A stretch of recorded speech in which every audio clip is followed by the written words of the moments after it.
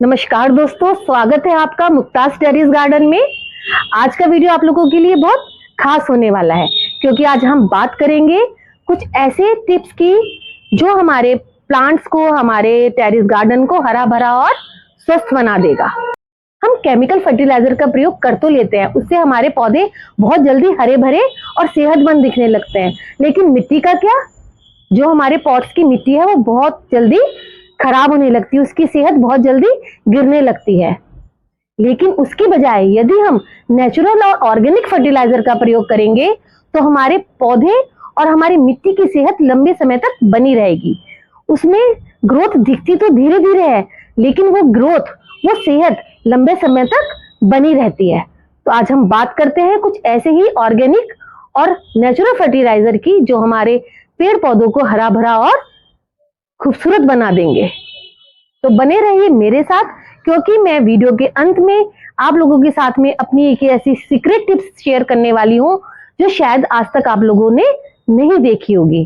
तो बने रहिए मेरे साथ।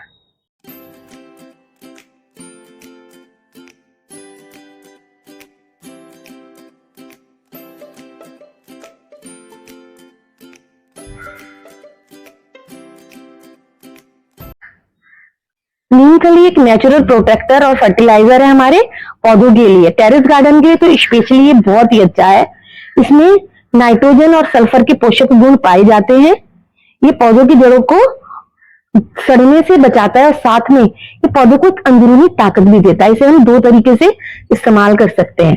पहला है, हम इसको डायरेक्ट ऐसे ही अपने एक पौधे में, किसी पौधे में हम इसको अच्छे से डाल सकते हैं, जैसे कि हम इसको इस तरीके से छिड़काव करें और पानी दे दें। दूसरा तरीका है कि हम इसको पानी में थोड़ा सा डिप करके रखें और साथ में हम इसको, और इसके साथ हम इसको ऐसे ही चला देंगे और इसको साइड में करके रख देंगे और एक दिन बाद हम इसको इस्तेमाल कर सकते हैं। ये बहुत ही ज्यादा बेनिफिशियल है हमारे पौधों के लिए। अब हम बात करते हैं वर्मी कंपोस्ट की। यह खाद केंचुओं की मदद से बनाई जाती है। हम इसे अपने घर में भी अपने किचन वेस्ट, सूखे पत्ते और ऑर्गेनिक वेस्ट को एक पिट में डालकर बना सकते हैं। इसमें हमें कुछ केंचुए डालने होंगे। वर्मी कंपोस्ट में पौधों के लिए जरूरी लगभग सभी पोषक तत्व मौजूद होते हैं। नाइट्रोजन, फास्फोरस, पोटेशियम, कैल्शियम और मैग्नीशियम। यह न सिर्फ पौधों की ग्रोथ को तेज करता है, बल्कि मिट्टी की वाटर होल्डिंग कैपेसिटी को भी बढ़ाता है। हमें इसे हर 15 से 20 दिन में थोड़ी मात्रा में पौधों की मिट्टी में डाल सकते हैं। इससे पौधे हरे भरे और कीट पतंगों से दूर रहते हैं। अब हम बात करने वाले हैं एक ऐसी खाद की जो हमारी धरती जितनी ही पुरानी है उतनी ही ये फायदेमंद है। हाँ जी, काऊ डंक मैन्योर यानी कि गाय का गोबर। इसमें नाइट्रोजन, फास्फोरस, पोटेशियम जैसे जरूरी पोषक तत्व पाए जाते हैं जो पौधों को तेजी से बढ़ने में मदद करते हैं। जब इसे मिट्टी में मिलाया जाता है तो ये मिट्टी को उपजाऊ बनाता है और उसकी संरचना को भी सुधारता है। इसमें मौजूदा सूक्ष्म जीव मिट्टी को जीवित रखते हैं, जिससे पौधों की जड़ों को पोषण आसानी से मिल जाता है। इसका इस्तेमाल करने से पौधों की पत्तियां हरी भरी होती हैं, फल और फूल निकलने की क्षमता बढ़ जाती है और इसमें सबसे खास बात तो ये है कि ये मिट्टी की नमी को लंबे समय तक बनाए रखते हैं। काऊ डंक मैन्योर पूरी तरह से प्राकृतिक और पर्यावरण को सुरक्षित रखता है। इससे इस्तेमाल करने से ना तो मिट्टी खराब होती है, ना ही पौधों पर कोई बुरा प्रभाव ही पड़ता है।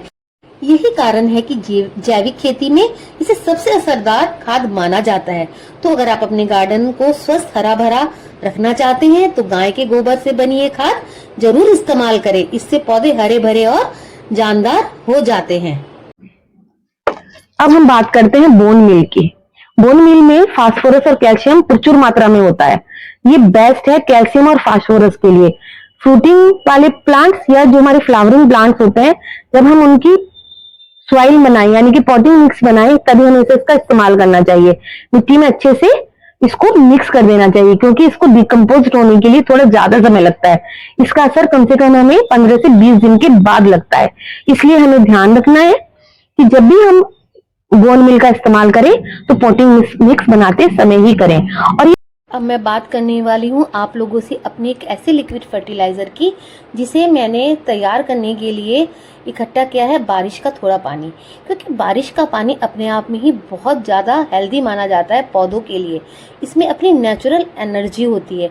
अब इसमें मुझे डालने हैं केले के छिलके और टुकड़े भी, और साथ में मैं इसमें डालूँगी प्याज, क्योंकि केलों में अपना पोटेशियम और फास्फोरस बहुत ज़्यादा होता है, जिससे ज़्यादा फूल और फल आते हैं। वहीं प्याज में मौजूद सल्फर और एंटीऑक्सीडेंट पौधों को बीमारियों और कीड़ों से बचाते हैं। कुछ दिनों बाद ही यह पानी छिलकों के सारे पोषक तत्व सोख लेता है और बन जाता है हमारा जादुई लिक्विड फर्टिलाइज़र।